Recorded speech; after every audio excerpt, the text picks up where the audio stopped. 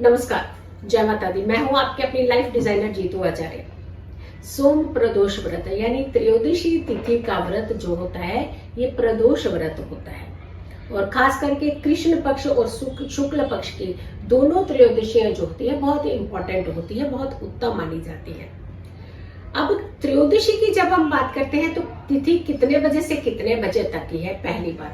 और सोम प्रदोष यानी सोमवार तो वैसे भी शिव का दिन होता है और ये दिन भोलेनाथ तो बहुत ही प्रसन्न होते हैं और खास करके ये कहा जाता है कि उसका अपना दिन और साथ के साथ प्रदोष का काल, ये बहुत ही प्रदोष काल वैसे भी दोष मुक्त होने वाला काल होता है, यानी दोष से बाहर निकलने का काल। और त्रयोदशी तिथि बहुत उत्तम तिथि मानी जाती है। इस दिन भगवान भोलेनाथ बहुत प्रसन्न होते हैं, हर किसी की मनोकामनाएं बहुत जल्दी पूरी करते हैं।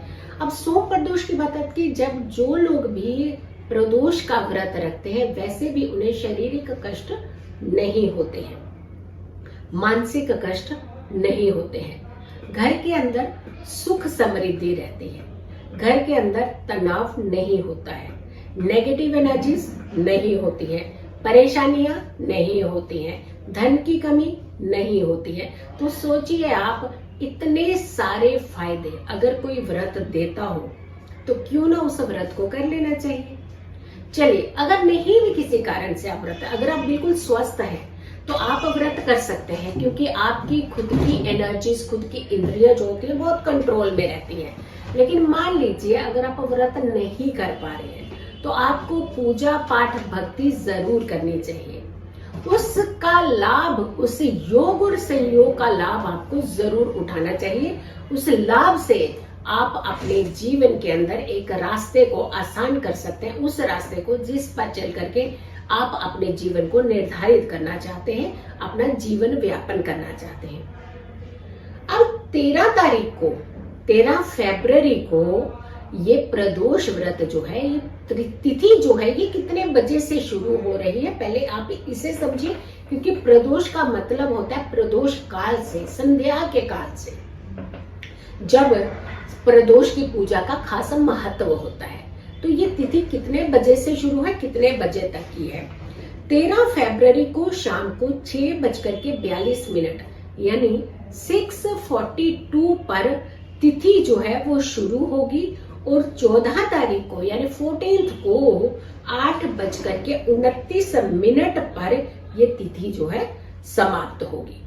यानी जब हमें शाम को प्रदोष काल की तिथि चाहिए, प्रदोष का काल का मतलब त्रयोदशी तिथि और प्रदोष काल, ये दोनों चीजें मिले। मान लीजिए अगर अब ये तिथि सूर्य उदय पे नहीं होती और दोपहर को शुरू होती और अगली सुबह में ये तिथि खत्म हो जाती, तो इसका मतलब ये हुआ कि जिस दिन शाम को प्रदोष काल हमें मिला, प्रदोष का काल हमें मिला, पूजा करने का काल मिला, तो वो जिस तिथि को मिल रहा है उसी तिथि का महत्व होता है। और खास करके इसकी बात करते हैं तो 14 तारीख को 14th को ही आपको संध्या का, शाम का प्रदोष काल मिल रहा है, जब आपको भगवान भोलेनाथ की आराधना करनी है।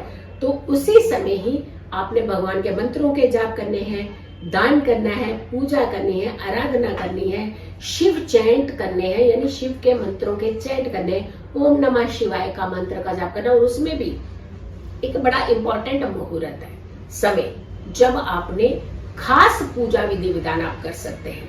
जैसे मान लीजिए आपकी शादी नहीं हो रही है, बहुत सारे बच्चों को यह परेशानी रहती है कि हमारी शादी नहीं हो रही है, कितने भी कोशिश की, पेरेंट्स ने लाख कोशिश कर ली और आप वालिद भी हैं और साथ के साथ आप कैपेबल भी हैं, तो फिर भी आपकी शादी के योग नहीं बन रहे हैं। देखने में भी बहुत अच्छे हैं, कोई कमी नहीं है, सेटल्ड भी है, लेकिन लाइफ सेटल नहीं कर पा रहे हैं। तो ऐसे में आप प्रदोष काल में पूजा कर सकते हैं। समय आपको हम बताएंगे, इसी समय ही आप पूजा कीजिएगा।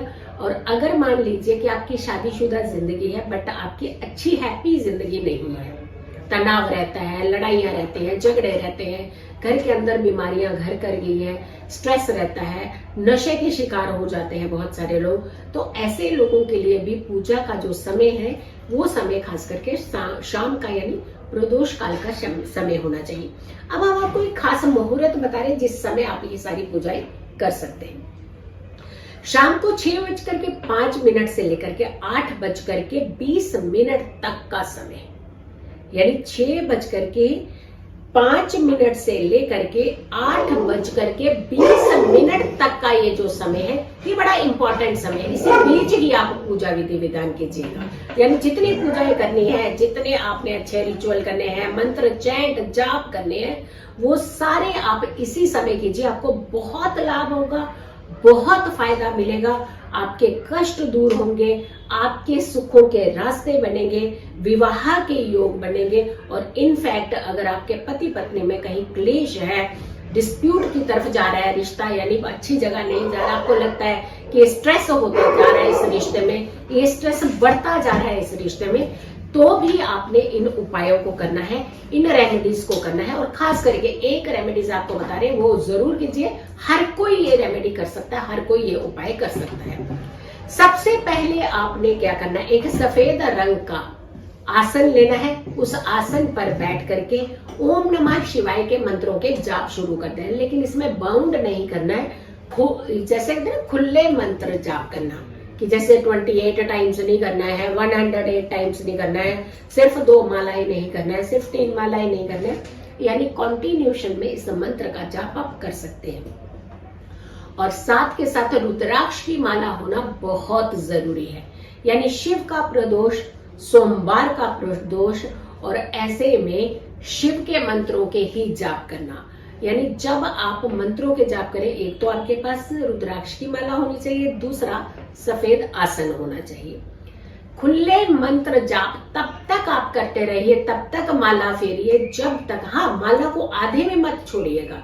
जब आप शुरू करते हैं तो उसे कंप्लीट जरूर करना है, लेकिन कितनी मालाएं की है, कितनी मालाएं करने वाले हैं, ये निर्धारित नहीं करना। कॉन्टिन्यूशन में आपने अपनी पूजा भक्ति जो है वो शुरू कर देनी है। मंत्र जाप करते हुए आपने अपनी पीठ को एकदम सीधे रखना है, रीढ़ की हड्डी को एकदम सीधे रखना है, बिल्कुल ऐसे ढीले होकर के, लथार्जिक होकर के नहीं बैठना है, एक्टिव होकर के बैठना है। और ध्यान लगाना है अपने आज्ञा चक्र की ओर ध्यान लगाते हुए, बस सिर्फ और सिर्फ भोलेनाथ, आप और आपका आज्ञा चक्र, और आपके हाथ में एक माला।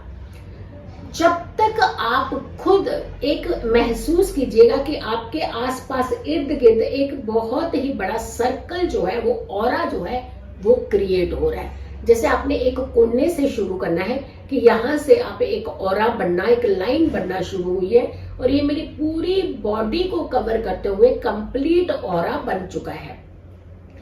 जब ये कंप्लीट ऑरा बन चुके, कंप्लीट हो जाए, तो आप मंत्र चैंट माला को कंप्लीट करके आप छोड़ सकते हैं। अब देखिए ये ऑरा कैसे क्रिएट होता है। लोग कहते हैं ना ऑरा कैसे क्रिएट होता है, ऐसे ही होता है। उस समय आपको ये ध्यान नहीं रखना, महिलाएं हैं तो किचन में क्या पक रहा है, पति देव अभी तक आए या नहीं आए, ये ध्यान नहीं रखना है। पुरुष अगर कर रहे हैं तो उनको भी ये ध्यान नहीं रखना है कि हमारी पत्नी क्या कर रही है, बाहर क्या हो रहा है, घर क्या हो रहा है, बॉस क्या कह रहे हैं, ऑफिस में क्या हो रहा है, सर्विस में क्या हो रहा है, बिजनेस में क्या हो रहा है, बच्चे क्या कर रहे हैं। यानी अपने आप को समर्पित करना है भगवान भोलेनाथ को, और वो ऑरा जो आप क्रिएट करेंगे, वो सर्कल आपके सुखों का सर्कल होगा, वो सर्कल होगा आपके काम को कंप्लीट करने का सर्कल होगा। तो आप देखिएगा कि आपका काम नहीं रुकेगा, आपका काम जरूर पूरा होगा। यकीन मानिए ये प्रदोष काल आपके जीवन में खुशियां लेकर के आएगा। और ये 14 फरवरी का बहुत ही उत्तम प्रदोष व्रत है, सोम प्रदोष व्रत है। इसका लाभ आप खुद भी उठाएं, लेकिन इस वीडियो को ज्यादा से ज्यादा लोगों तक भी शेयर करें। हो सकता है किसी और की भी जरूरत हो, किसी और को भी इन उपायों की जरूरत हो, तो आपने इन वीडियो को बहुत ज्यादा लोगों तक जरूर शेयर करना है। अगर आप लोगों ने अभी तक मेरे चैनल को सब्सक्राइब नहीं किया है तो जरूर कीजिएगा, वीडियो ज्यादा से ज्यादा लोगों तक शेयर कीजिएगा, और मेरी आने वाली वीडियो को आप इंतजार करें। तब तक के लिए नमस्कार।